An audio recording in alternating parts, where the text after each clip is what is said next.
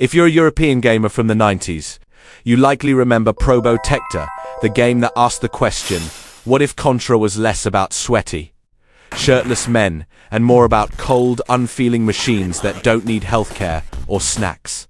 Since the German government at the time was terrified that pixelated human-on-human violence would turn children into wasteland marauders, Konami swapped Bill and Lance for Road 008 and RC011. Honestly, it was an upgrade. Here is a look back at this 16-bit exercise in digital masochism. The plot, or lack thereof. In the distant future of 2641, some aliens have decided that Earth's property taxes are too low and have begun a hostile takeover. Since the military is apparently busy elsewhere, they send in 2 robots. There is no diplomacy button. Your only interaction with the world is through a high-velocity barrel. It's a classic tale of robot meets alien, robot shoots alien, robot wonders if it can feel love, it can't, it only feels the recoil. Probotector is famous for its difficulty. It doesn't just challenge you, it actively hates you. The one-hit wonder, you are a state-of-the-art combat android built from the finest futuristic alloys. Yet you have the structural integrity of a wet paper towel. One touch from a stray purple orb and you explode into a shower of useless bolts. The weaponry, you get a spread shot, a flamethrower, and homing missiles. It's the ultimate power fantasy until you accidentally pick up the Sea Crush weapon and realize you've effectively brought a stapler to a supernova fight. Bosses.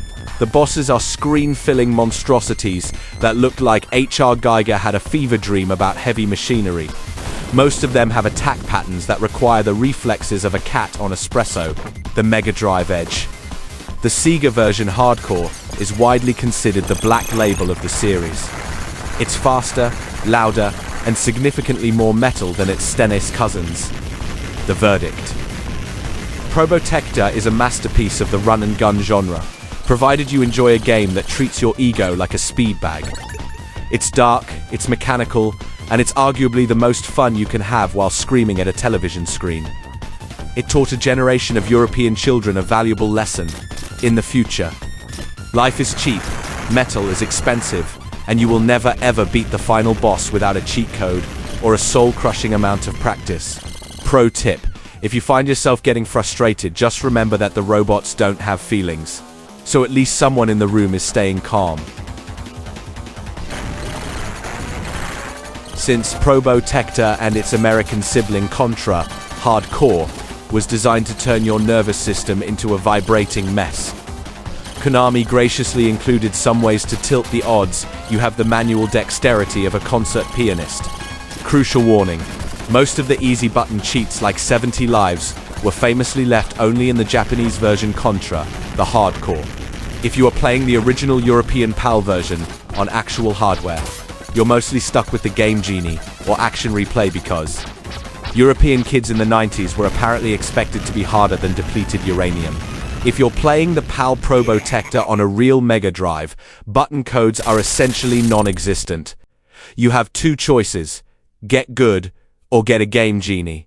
The hidden secret ending. There is a secret arena that leads to a bizarre monkey ending where you become the king of prehistoric apes. To find it, reach stage 3, the junkyard. Before the boss fight with the giant robot, look for a man standing near a door in the background. Agree to his challenge. Defeat the 3 arena bosses, including a fish with legs and a knight.